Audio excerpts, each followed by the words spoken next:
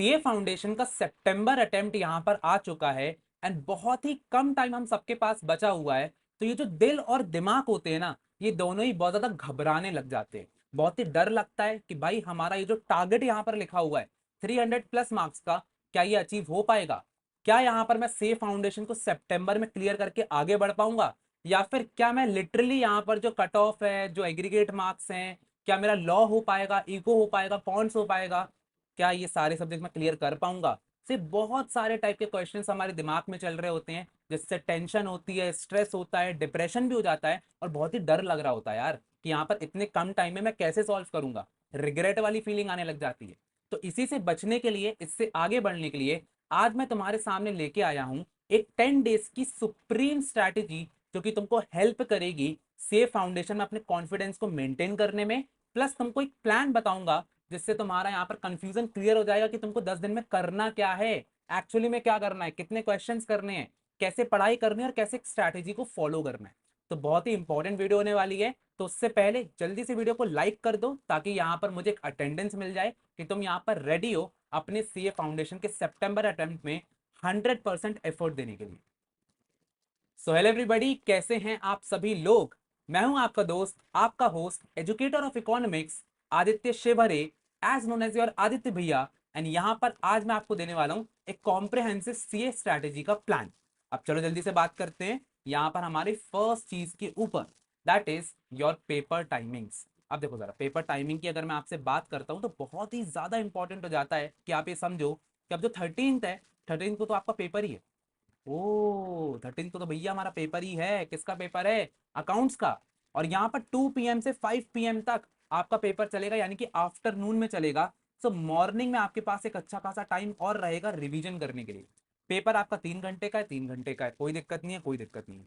Next paper आपका 15 सितंबर को है, तो यहाँ पर एक दिन का सिर्फ समय मिलेगा लॉ के लिए। तो लॉ को यहाँ पर भैया अच्छे से रिवीजन भी करना पड़ेगा और आंसर राइटिंग भी करना पड़ेगा। 2 से 5 PM है, 3 घंटे का पेपर है। अब लास्ट दो पेपर आपके एमसीक्यूज पे जाते हैं, तो यहाँ पर मिलेंगे सिर्फ 2 घंटे। लेकिन अगेन आफ्टरनून सेशन है, तो सुबह हम लोग 100 से 2 एमसीक्यू लगा के जा सकते हैं। टाइम हमारे पास रहेगा, बिल्कुल रहेगा। सो अब यहाँ पर हमको क्या करना है, कैसे स्ट्रैटेजी करना है, चलो जल्दी से बात करते हैं। सबसे पहले मैं यहाँ पर बात करता हूँ अपने टोटल टाइम की। देखो टोटल टाइम हमको जो एक दिन में इन्वेस्ट करना है, कितना इन्वेस्ट करना है भैया? यहाँ पर 12 घंटे करना है। आई होप सो आप लोग पहले से ही यहाँ पर 10 से 12 घंटे की पढ़ाई कर रहे होगे, बट आपको स्ट्रिक्टली यहाँ पर 12 घंटे की पढ़ाई करना है, क्योंकि सिर्फ 10 दिन बचे हुए हैं। 10 दिन तो मैं बोल रहा हूँ भाई, जब तुम ये वीडियो देखोगे हो सकता है शायद 8 और 7 ही दिन बचे हो। तो इस एक हफ्ते में तुमको क्या करना है, तुमको यहाँ पर हर किसी को एटलीस्ट हर एक सब्जेक्ट को 2.5 आवर्स तो डेडिकेट करना है। हाँ भाई, 2.5 आवर्स डेडिकेट करना पड़ेगा सारे सब्जेक्ट्स को। और यहाँ पर बहुत सारे बच्चे एक बहुत बड़ी गलती करते हैं जो कि तुम्हें नहीं करना है, दैट इज इकोनॉमिक्स को हल्के में लेना। इकोनॉमिक्स को जून अटेम्प्ट वाले बच्चों ने क्या किया था, बहुत ही हल्के में लिया था और यहाँ पे सोचा था भैया ये तो पहले ही कर चुके हैं, इसको छोड़ो, लॉ पर फोकस करते हैं, अकाउंट्स पर फोकस करते हैं, कॉन्ट्स पे करते हैं। इससे प्रॉब्लम क्या आया कि लास्ट में सबसे ज्यादा स्कोरिंग सब्जेक्ट था, जिसपे तुम 90+ मार्क्स स्कोर कर सकते थे, वो तुम्हारा रह गया और बाकी इसमें भी तुम स्कोर नहीं कर पाए। तो अब इस प्रॉब्लम से कैसे निपटें कि भैया किस पे ज्यादा फोकस करना है, जिस पे कम फोकस करना है? तो तुमको यहाँ पर दो चीजें सिलेक्ट करना है, यानी कि दो ऐसे सब्जेक्ट सिलेक्ट करना है जिसकी इकोनॉमिक्स तुम्हारा होना ही होना चाहिए, इसके अलावा तुम्हारा अकाउंटेंसी या फिर कॉन्ट्स होना चाहिए। तो जो कॉमर्स बैकग्राउंड बच्चे हैं वो ये दो सब्जेक्ट चूज करेंगे, इको एंड अकाउंट्स। जो नॉन कॉमर्स वाले हैं वो इकोनॉमिक्स एंड कॉन्ट्स को चूज करेंगे। ये जो तो तुम्हारे दो सब्जेक्ट्स है, इस पे तुम्हारा स्कोर एटलीस्ट 80 to 90 बनना चाहिए। अगर तुम 80 to 90 ले आते हो तो बाकी दो सब्जेक्ट्स में, यानी कि लॉ में और अकाउंट्स में, या फिर लॉ में और कॉन्ट्स में अगर तुम नॉर्मल भी स्कोर करते हो ना, तो कोई दिक्कत नहीं है। समझ में आ रहा है? दोनों बच्चों के लिए बोल रहा हूँ। तो यहाँ पर 2.5 आवर्स का तुम्हारा एक स्ट्रैटेजी प्लान तो बन गया है, लेकिन आखिरी में जैसा कि मैंने बोला, रिविजन सेशन होना ही होना चाहिए। सो डेफिनेटली हम यहाँ पर एक 2 आवर्स का एक्सटेंसिव रिविजन भी कर रहे होंगे। Revision is very very important. आज भी बोल रहा हूँ, कल भी बोल रहा हूँ, परसों भी बोलूंगा। ठीक है, बढ़िया है भैया, बढ़िया है, आ जाओ जरा। तो अब यहाँ पर हम लोग आगे चलते हैं और मैं आपको बताऊंगा कि डिटेल्ड प्लान क्या होगा, आपको इस 2.5 घंटे में करना क्या है, उस पर एक जल्दी से चर्चा करते हैं। तो सबसे पहले अपने टारगेट्स को सेट करना इज वेरी वेरी इंपॉर्टेंट। तो जब तुम्हारा दिन की सुबह होती है, तुमको इस टारगेट को सेट करना ही करना पड़ेगा। तो यहाँ पर अगर मैं तुम्हें 10 दिन के टारगेट की बात करता हूँ, तो यस, तुमको यहाँ पर 200 MCQ सॉल्व करना ही करना पड़ेगा।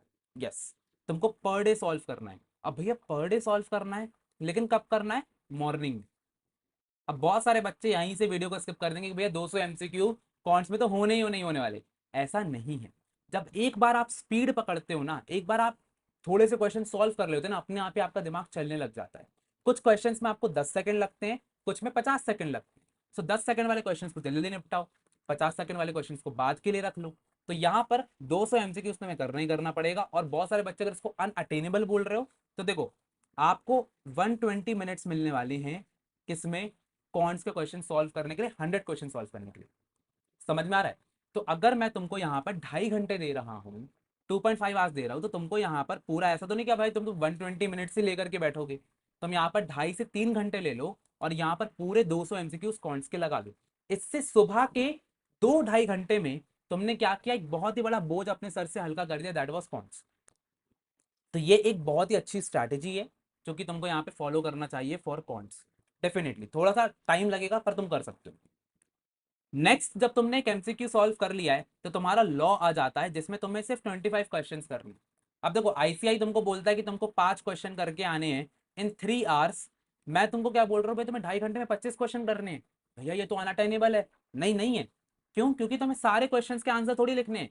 इसमें से हो सकता है तुम 10 क्वेश्चन के आंसर लिखो, लेकिन बाकी के 15 क्वेश्चन या बाकी के 10 क्वेश्चन, 15 क्वेश्चन की तुमने आंसर राइटिंग करी, 10 क्वेश्चन तुम्हें एटलीस्ट एनालाइज तो करने हैं कि यहाँ पर कैसे लिखना है। क्योंकि law is all about understanding, कि तुम क्वेश्चन को पढ़ते हो, समझते हो, याद करते हो कि कौन सा एक्ट है, फिर उसको लिखना चालू करते हो। तो तुम्हारी आंसर राइटिंग बहुत ही मेनली यहाँ पर आ जाती है।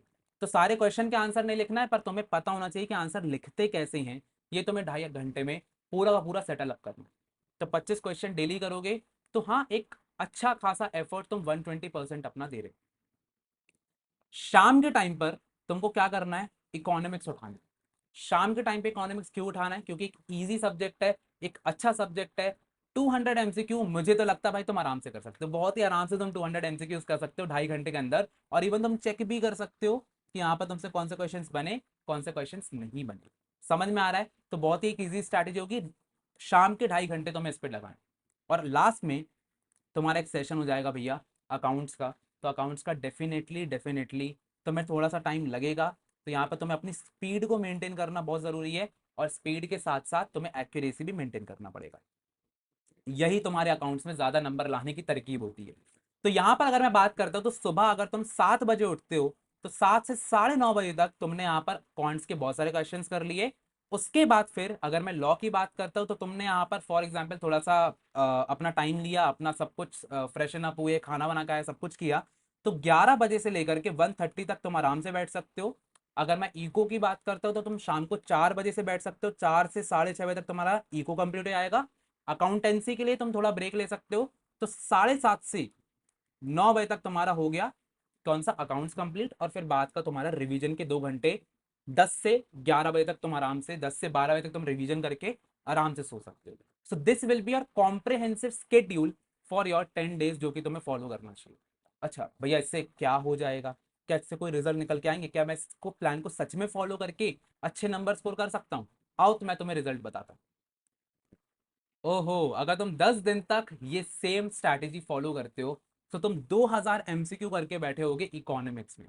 पेपर में कितने एमसीक्यू आएंगे? सिर्फ 100 एमसीक्यू आएंगे।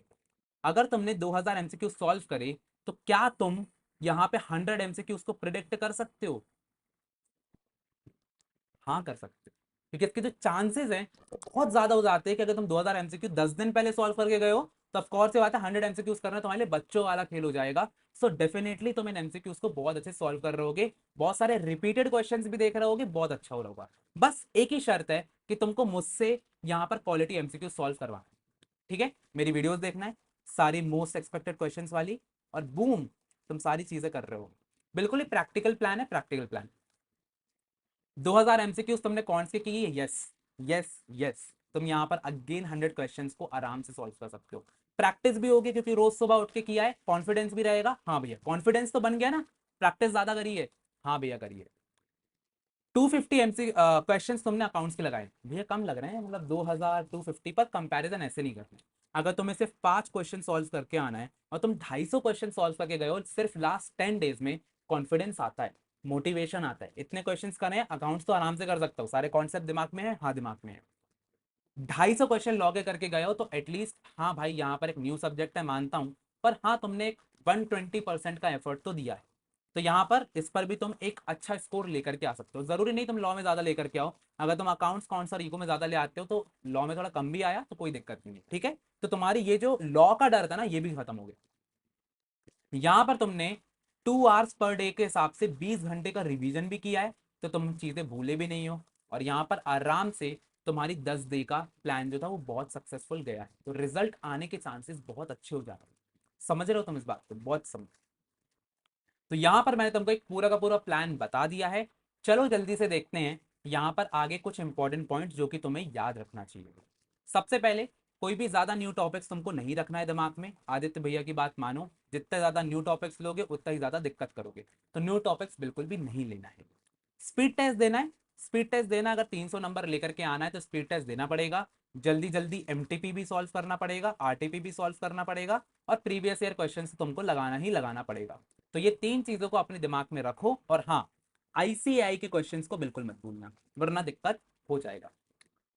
तीसरा है एनालिसिस करो। अब देखो हम सब लोग रोबोट्स नहीं है, हो सकता है तुम किसी दिन तुम बैठे हो 200 क्वेश्चन कौन के करने के लिए, तुमने सिर्फ 150 क्वेश्चन किए, तो सिर्फ अपने मोटिवेशन को लूज नहीं करना है। ठीक है भाई, 50 क्वेश्चन है कोई बात नहीं, वो मैं बाद में करूंगा, एटलीस्ट मैंने 150 तो करे। मैं सोच के बैठा था सिर्फ 100 करूंगा, मैंने 150 करे, तो 50 एक्स्ट्रा क्वेश्चन भी तुमको हेल्प करेंगे। तो एनालिसिस तुम्हारे पास होना चाहिए कि हर दिन तुमने कितने क्वेश्चन को सॉल्व किया है। लास्टली, प्रैक्टिकल बनो बेटा। जितना ज्यादा तुम यहां पर, अगर सीए फाउंडेशन है और तुम यहां पर खड़े हुए हो, तुम्हारे बीच में सिर्फ एक चीज का फासला है, दैट इज स्किल्स का। अगर तुमने अपनी स्किल्स पर काम किया, यानी कि बहुत सारे क्वेश्चंस को प्रैक्टिस कर रहे हो, क्वांटिटी में क्वेश्चंस को प्रैक्टिस कर रहे हो, तो डेफिनेटली तुम यहाँ पर चीजों को अचीव करोगे, और तुम्हें यहाँ पर डरने की तो बिल्कुल जरूरत नहीं। लेकिन मुझे पता है कि इसके बाद भी भैया क्या हो जाता है, एक टेंशन, स्ट्रेस और एंग्जाइटी तो रहती है। तो यहाँ पर जो प्लान है वो मैंने कैसे बनाया है, सिर्फ अपने MS धोनी जो कि कैप्टन कूल है उनकी बात को जान करके, कि हमेशा कंट्रोलेबल्स पे फोकस करो। जितनी चीजों को कंट्रोल कर सकते हो डेफिनेटली उसी पर फोकस रखना है। तो यहाँ पर एक ही चीज बस दिमाग में रखो, वो क्या दिमाग में रखना है, कि अगर तुम यहाँ पर प्रैक्टिस कर रहे हो, ये तुम्हारे कंट्रोल में है, पर इससे जो रिजल्ट आने वाला है वो तुम्हारे कंट्रोल में नहीं है। यानी कि तुम सीए फाउंडेशन का सितंबर अटेम्प्ट क्लियर करोगे कि नहीं करोगे ये किसी को नहीं पता, उस दिन तुम्हारा परफॉर्मेंस कैसा होगा किसी को नहीं पता, लेकिन उसके लिए कितनी प्रैक्टिस करना है ये तुम्हारे हाथ में है। So definitely focus on this, and definitely यार तुम बहुत अच्छा स्कोर कर रहे होगे, तुम बहुत अच्छी चीजें अचीव कर रहे होगे, ये मेरी गारंटी है। तो रिजल्ट को छोड़ दो, प्रैक्टिस पे फोकस करो, यही आज का कोट है। क्योंकि जब तुम अपने आप पे काम करते हो तो तुम्हारा भविष्य अपने आप ही काम पर लग जाता है। Definitely definitely. इसी के साथ साथ एक छोटी सी अपडेट देना चाहूंगा लास्ट में वीडियो के, कि यहाँ पर 6:30 बजे रोज मेरी क्लास होती है। सो डेफिनेटली यूट्यूब को चेकआउट करो, एंड भैया की सारी वीडियोस बिजनेस इकोनॉमिक्स पर आ जाएंगी। सो डेफिनेटली उसको देखना तुम्हारे हाथ में है, और यहाँ पर जल्दी से इस वीडियो को लाइक कर दो एंड अपने सारे दोस्तों में शेयर कर दो, ताकि सबको एक कॉम्प्रिहेंसिव प्लान मिल सके। तो इसी के साथ भैया आपके भैया जो है यहाँ पर विदा लेना चाहते हैं। अगर आपको कोई भी डाउट्स हो तो आप कमेंट सेक्शन पे पूछ सकते हैं। आपको किसी भी चीज की जरूरत हो तो आप अपने भैया को बता सकते हैं, भैया हमेशा यहाँ पर आपकी हेल्प करने के लिए आ जाएंगे।